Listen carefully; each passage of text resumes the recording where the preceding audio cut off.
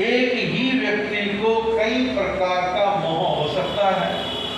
संबंधों का मोह, पैसे का, प्रॉपर्टी का मोह, रंग रूप सौंदर्य का मोह, अनेक तरह के मोह इस संसार में देखने में आएंगे। और मोहों की आसक्ति में बंध करके लोग बाग कई प्रकार के अपराध करते हैं, कई प्रकार की विषम स्थितियों में खुद फंसते हैं, औरों को फंसाते हैं। तो हमारे को अपने मोह को काबू करने का प्रयत्न करना चाहिए। आज तक हमारे पास ऐसा व्यक्ति नहीं आया। ज्यादातर ऐसे लोग आते हैं, महाराज आलू मूली गाजर का त्याग करा दो, मूंगफली का त्याग करा दो, बाजार का त्याग करा दो, आइसक्रीम कोल्ड ड्रिंक्स का त्याग कर दो, ये नहीं कहना हमारे मोह का त्याग करा दो। और एक चीज और बतलाऊं, मोह यूं बोसरे बोसरे करने से जाएगा भी नहीं। मोह जाएगा आपके सम्यक ज्ञान से।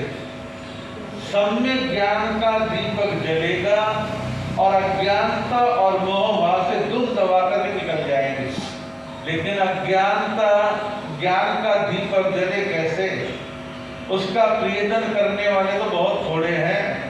जैन स्थान के ग्राउंड फ्लोर पर आने वाले 99% हैं। 1% ऊपर लाइब्रेरी में जाके किताबें खंगालते होंगे कि पर कम से कम 8 अलमारी 10 अलमारी भरी पड़ी किताबों की, चलो जाके उनके दर्शन ही कर लें। ना कोई देखता ना कोई पढ़ता। महाराजों से ज्यादातर मांगते हैं तो क्या मांगते हैं, आनापुरी दे दो, भजनों की किताब दे दो। और कोई ये नहीं कहता महाराज कोई तत्व ज्ञान की किताब दे दो, कोई अच्छा सा जीवन चरित्र दे दो, कोई जैन कथाओं का कोश दे दो, कुछ हम अच्छा पढ़ लें, स्वाध्याय कर लें। उनको पढ़ने का कोई कष्ट नहीं करता। बाकी न्यूज पढ़ने के, सुनने के, देखने के सारे काम करेंगे। अब मोबाइल ऐसी चीज आ गई है और आपकी अज्ञानता कहती से सब चीज इसमें है। सब चीज नहीं है। सम्यक ज्ञान तो है ही नहीं इसके अंदर। वहां तो राग मोह विषय वासना, मेरा तेरा, घटनाएं दुर्घटनाएं, इनकी जानकारियों का भरमार वहां पे भरा पड़ा है। उससे कुछ होने वाला नहीं है। समय निकाल करके स्वाध्याय करने का अभ्यास प्रयास करें। जब ज्ञान हमारे जीवन में होगा, ज्ञान का दीपक जलेगा, तो हमारे जीवन में से अज्ञानता चली जाएगी। और ऐसे ऐसे लोगों को मैंने देखा है, स्वाध्याय के बल पर और प्रवचनों के बल पर दो तरह की स्थितियां देखी हैं। कईयों का संसार में रहने का मन ही नहीं करता और कई संसार अर्थात गृहस्थ में आ गए, शादी विवाह हो भी गया तो कई बार उनके मन में लहर आती है, कहाँ फंस गया मैं, वैराग्य के मार्ग पर चलता कितना अच्छा रहता। लेकिन ये बात कहूँ कि 100% साधु समाज में भी वैरागी होंगे, ये भी कोई गारंटी नहीं है। 10-15% यहाँ भी मिलावट हो सकती है। लेकिन कुल मिलाकर के भी साधना का, साधु का मार्ग अलग है, ग्रस्त का अलग है। क्या ग्रस्त में रह के साधना नहीं हो सकती? क्या ग्रस्त में रह के निर्मोहिता नहीं आ सकती? आ सकती है।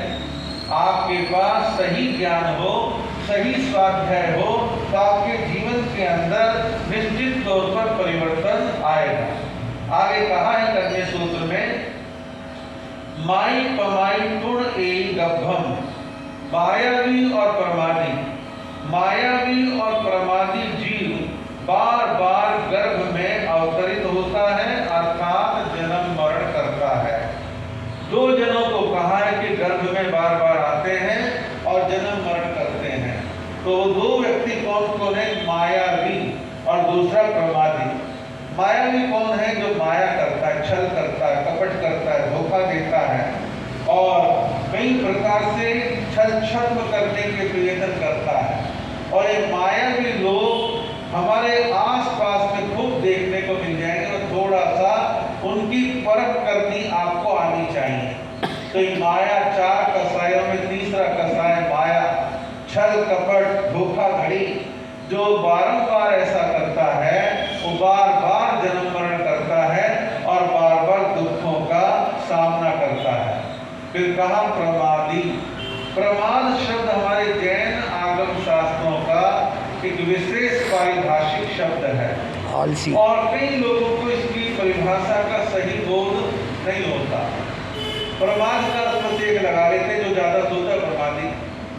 ये तो बहुत छोटा सा अर्थ है, सीमित अर्थ है। प्रमाद का अर्थ तो व्यापक है।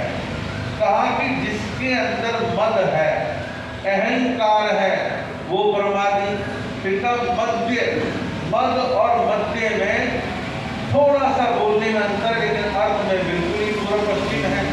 मद कहते हैं अहंकार को, मध्य कहते हैं नशे को। विभिन्न प्रकार के नशीले पदार्थों का सेवन करना, इसको भी प्रमाद कहा गया है। और फिर का विषय, इंद्रियों के जो विषय है, कान से सुनना, आंख से देखना, नाक से सूंघना, जीभ से चखना और स्पर्श इंद्रिय यानी टच करके देखना, जिसमें हमारी सारी बॉडी स्किन चमड़ी मढ़ी हुई है। तो जैसे हम टच करके देखते हैं महसूस होता है कि ठंडा है, गर्म है, खुरदुरा है, मुलायम है, कैसा ये है, तो टच करके हमारे को मालूम पड़ता है। तो हम पांचों प्रकार की इंद्रियों के विषयों का सेवन करते हैं, इसमें भी एक अंतर है। ज्ञानवान जागृत आत्मा तो लिमिटेड चीजों का बस मर्यादित तरीके से उपयोग करता है। भाई कान से ठीक है भगवान की वाणी सुन ली और कोई छोटी मोटी बात सुन ली, प्रवचन सुन ली, बात खत्म। और अज्ञानी व्यक्ति कानों के द्वारा भी जो विषयों में डूबा हुआ है, वो क्या करता है? गाली सुनेगा, अश्लील शब्द सुनेगा, गंदे गाने सुनेगा, जिनके कई अर्थ निकलते ऐसी बातें सुनेगा, क्योंकि उसका आकर्षण वहां पर है। ऐसी देखने की बात है। एक व्यक्ति नाकों से भगवान के दर्शन करता है, महापुरुषों के दर्शन करता है, चरणों के दर्शन करता है, और एक दिन आंखों से घूर घूर करके जो है विषय वासना से भर करके किसी अपोजिट व्यक्ति को देखता है। तो ऐसी स्थितियां जो है इंद्रियों के साथ जुड़ी हुई हैं। और सुगंध दुर्गंध में भी राग द्वेष आदमी जोड़ लेता है, स्पर्श इंद्रिय में राग द्वेष को जोड़ लेता है। तो कहने का मतलब ये इंद्रियों के जो विषय है ये भी पीड़ा दुख के कारण है, और इसको भी प्रमाद कहा है। फिर का कषाय, जितने जितने कषायों की प्रबलता है तो ये भी प्रमाद कहलाएगा। और फिर का निद्रा, नींद का लेना भी प्रमाद है। लेकिन इसका सही अर्थ समझिए आप, नींद को सही मात्रा में लेना तो ठीक है, बहुत ज्यादा नींद लेना ये प्रमाद है। अब मेडिकल साइंस कहती है 6 घंटे 7 घंटे आप सोते हैं तो आप स्वस्थ रहते हैं, आपके दिमाग को विश्राम मिलता है, हार्ट को विश्राम मिलता है, बीपी नॉर्मल रहता है, क्योंकि आपको नींद अच्छी और गहरी आती है, एक मुश्त आती है, तो आप स्वस्थ व्यक्ति हैं। तो 6-7 घंटे सोना अपराध नहीं है, ना ही प्रमाद है। ये 10-10 घंटे पड़े रहना, करवट पे करवट बदलते रहना, उठने की इच्छा नहीं रखना, तो ये जो है प्रमाद कहलाएगा। फिर कहा विकथा, एक होती है कथा और एक होती है विकथा। कथा से जीवन का निर्माण होता है, और विकथा ऐसी कथा जिससे जीवन में पतन का रास्ता खुल जाए, जिसमें गिरावट आती हो, ऐसी कथाओं का पढ़ना, सुनना, देखना, अनुभव करना, ये विकथा है। और विकथा पतन का कारण बनती है। तो विकथा का कोई कार्य करता है तो समझो कि वह अपने जीवन में प्रमाद का सेवन कर रहा है। तो हमें प्रमाद से बचना है और माया छल कपट से बचना है। और कुछ लोग छल करके, माया करके बड़े प्रसन्न होते हैं, देखो मेरी चतुराई, मैंने काम कैसे सिद्ध कर लिया। ठीक है, आज वो काम सिद्ध लग रहा है, लेकिन जो कर्म बांधा है उसे कहाँ जाके भोगेगा। रिश्ता करवाते समय, करते समय लड़का लड़की वाले जो वास्तविकता है, चाहे वो कमाई की है, चाहे वो पढ़ाई की है, चाहे वो गोत्र की है, कुछ भी है, सही बतलाए, किसी चीज को छुपाए नहीं।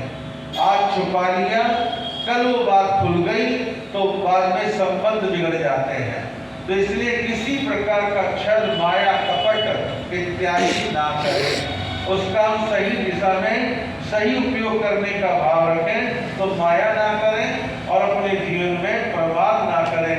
इन दोनों चीजों को छोड़ देंगे तो बार बार गर्भ में नहीं आएंगे, बार बार जन्म मरण हमारे को करने का अवसर नहीं आएगा।